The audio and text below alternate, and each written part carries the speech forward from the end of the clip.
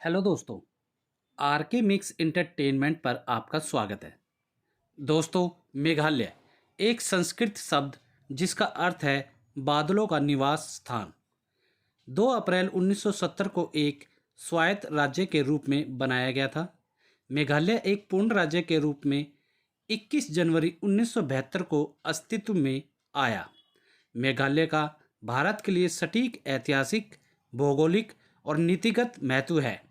यह उत्तर और पूर्व में असम राज्य से घिरा है और दक्षिण तथा पश्चिम में बांग्लादेश से घिरा है।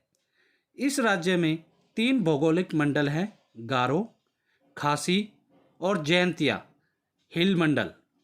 गारो हिल्स में तुरा श्रेणी पश्चिम से पूर्व तक प्रमुख रूप से एक मध्य हिस्से में स्थित है, जहां नोकरेक चोटी स्थित है। खासी जयंतिया श्रेणियां एक घुमावदार संरेखण के साथ आपस में लिपटी हुई हैं। जयंतिया हिल्स में श्रेणियों के स्कंद ऊंचाई में शिलोंग के पठार की तुलना में कम है। पहाड़ियों के आधार सपाट भूमि, घाटी और घास के मैदानों के साथ साथ स्थित है। मेघालय वनस्पति और जीवों की समृद्ध प्रजातियों से संपन्न है। विश्व में आर्किड की लगभग 17,000 किस्मों में से लगभग 3,000 किस्में मेघालय में पाई जाती हैं। एक वनस्पति विज्ञान का अजूबा कीड़ों को खाने वाला पौधा पीचर पौधा राज्य के जयंतिया हिल्स, पश्चिमी खासी हिल्स और दक्षिण गारो हिल्स जिले में पाया जाता है। राज्य में पाए जाने वाले पशुओं और पक्षियों में हाथी, बाघ, भालू, जयकाल, तेंदुआ, सुनहरा लंगूर आदि शामिल हैं। राज्य में पाए जाने वाले रुचिकर पक्षियों में हॉर्नबिल, राजा गिद्ध, कलगी वाला सांप, चील, तीतर, टील, स्नाइप, बटेर आदि शामिल हैं। मेघालय का कुल क्षेत्रफल 22,429 वर्ग किलोमीटर है और 2001 की जनगणना में रिपोर्ट किए गए अनुसार इसकी जो कुल जनसंख्या थी वो थी 23,06,069। मेघालय में लिंग अनुपात प्रति 1000 पुरुष 974 महिलाओं का था, जबकि पूरे देश के लिए 923 महिलाओं का था। मेघालय में तुलनात्मक रूप से बेहतर लिंग अनुपात मातृ वंशीय समाज की वर्तमान परंपरा के कारण माना जा सकता है।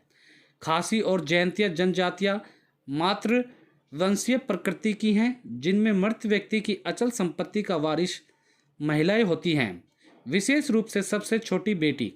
वास्तव में मादा शिशुओं और बेटियों पर माता पिता शिक्षा तथा स्वास्थ्य देखभाल की दृष्टि से पर्याप्त ध्यान देते हैं।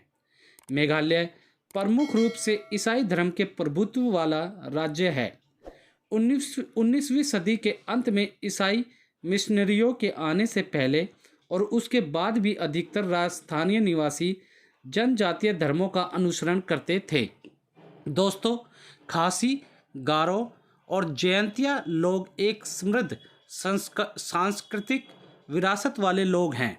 खासी और जयंतिया जिलों के महत्वपूर्ण शिल्प हैं कलात्मक बुनाई, लकड़ी पर नक्काशी और बेंत तथा बांस के काम, कालीन और रेशम की बुनाई और संगीत वाद्य यंत्र बनाना, आभूषण तथा अनानास फाइबर की वस्तुएं बनाना यहाँ के अन्य मुख्य शिल्प हैं। गारो हिल्स जिले के लोकप्रिय हस्तशिल्प हैं कलात्मक बुनाई, लकड़ी पर नक्काशी के काम सहित बेत तथा बांस के कार्य, लकड़ी पर नक्काशी, आभूषण और मिट्टी के खिलौने तथा गुड़ियों और संगीत वाद्य यंत्र बनाना। अब मैं यहाँ के इतिहास के बारे में कुछ जानकारी देता हूँ। खासी, जयंतिया और गारो लोगों के संबंध में विभिन्न किंवदंतियाँ, धारणाएं और निष्कर्ष हैं। यह कहा जाता है कि खासी लोग सबसे पहले विस्थापित होकर यहाँ आकर बसे थे, जो उत्तरी म्यांमार से होते हुए पूर्वी असम के मैदान में खासी तक आए, जहां उन्होंने नई बस्ती को स्थापित किया। खासी भाषाई रूप से दक्षिण पूर्व एशिया में बोले जाने वाली मोन खमेर बोलियों का प्रतिनिधित्व करते हैं। खासी लोगों के प्राचीन साम्राज्य अधिकतर असम के कामरूप तथा नगांव जिलों और पूर्व की ओर मैदानों तक सीमित थे। ये साम्राज्य स्पष्ट रूप से कामाख्य, प्राचीन माता, कोलोंग और कापली, महादेम और अन्य थे। मीका साम्राज्य को बाद में नौगांव अथवा रानी के नाम से जाना गया, जो पिछली शताब्दी के मध्य तक रहा। एलन विल्सन के अनुसार प्राचीन भारत में खांसी बहुत अधिक शक्तिशाली लोग थे। गारो लोगों का शुरू का इतिहास रहस्य में डूबा हुआ है। अधिकतर परंपराओं से पता चलता है कि तिब्बत उनका घर था, जहां से उनके पूर्वज विभिन्न स्थानों में चले गए। उनकी यात्रा के दौरान वे कमखा और कामाख्या से जुड़े। गारो परंपरा उनके एक महान राजा नोकमा अबोंग चिरेपू पर केंद्रित है, जिनके बारे में माना जाता है कि उन्होंने इस भूमि पर विभिन्न जनजातियों को मिलाया और उन्हें एक राज्य के अंतर्गत एक समान लोगों के रूप में लाए। जयंतिया जनजाति आस्ट्रिक प्रजाति के हिन्यू ट्रैप से संबंधित है। जयंतिया हिल्स में निवास करने वाले लोगों को गारो हिल्स में रहने वाले लोगों द्वारा सिंड्रेंड कहा जाता है। विद्वानों का यह मानना है कि वे तिब्बत चीन से मोखमेर समूहों से विस्थापित होकर भोजन तथा आश्रय के लिए यहाँ आए। जयंतिया साम्राज्य पुराना साम्राज्य था, जो प्रमुख रूप से पहाड़ी क्षेत्रों में फैला हुआ था। ब्रिटिश राज में उनके क्षेत्र को मिला लिया गया। ब्रिटिश और जयंतिया लोगों के बीच संघर्ष चला। जब वर्ष 1935 में राजनीतिक सुधार किए गए और भारतीय राज्यों तथा क्षेत्रों को अधिक स्वायत्तता दी गई, तब खासी, गारो और जयंतिया हिल्स पर ब्रिटिश रेजिडेंट प्रशासक द्वारा ही प्रशासन जारी रहा। वर्ष 1950 में गारो हिल्स, संयुक्त खासी और जयंतिया हिल्स को भारतीय संविधान की 6ठी अनुसूची के अंतर्गत लाया गया। जिला परिषद के पास प्रशासनिक नियंत्रण था। 1972 में मेघालय बनने के परिणाम स्वरूप पहाड़ियों के विकास के लिए 3 स्वायत्त जिला परिषद बनी। ये 3 परिषदें थीं। पहली खासी स्वायत्त जिला परिषद, दूसरी जयंतिया स्वायत्त जिला परिषद, तीसरी गारो स्वायत्त जिला परिषद। जिला परिषद को शिक्षा, न्यायिक, विधायिका और प्रशासनिक कार्यों की जिम्मेदारी सौंपी जाती है। मेघालय मूल रूप से एक कृषि प्रधान राज्य है, जिसमें इसकी कुल जनसंख्या का 80% हिस्सा आजीविका के लिए प्रमुख रूप से कृषि पर निर्भर है। राज्य में कृषि जलवायु विविधता के कारण बागवानी के विकास की व्यापक संभावनाएं हैं, जो शीतोष्ण, उपोष्ण कटिबंधीय और उष्ण कटिबंधीय फलों तथा सब्जियों की खेती के लिए बहुत संभावना पैदा करता है।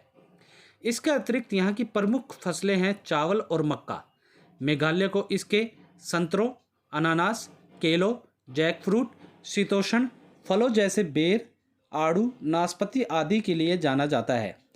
पारंपरिक रूप से उगाई जाने वाली प्रमुख व्यावसायिक फसलों से मुख्यतः हल्दी, अदरक, काली मिर्च, सुपारी, बटेल बीना, तापिओका, छोटी स्टेपल कपास, जूट तथा मेस्ता, सरसों और सफ़ेद सरसों शामिल है। वर्तमान में गैर पारंपरिक फसलों जैसे तिलहन, काजू, चाय एवं कॉफ़ी, आर्किड और व्यावसायिक फूलों पर अधिक जोर दिया जा रहा है। माइका, जिप्सम और कोयले सहित यहाँ के समृद्ध खनिज भंडार का अभी दोहन नहीं किया गया है। बांग्ला त्योहार गारो लोगों के साल जोंग के समान में अक्टूबर-नवंबर के दौरान एक सप्ताह के लिए मनाया जाता है, जो कि सूर्य देवता का त्यौहार है।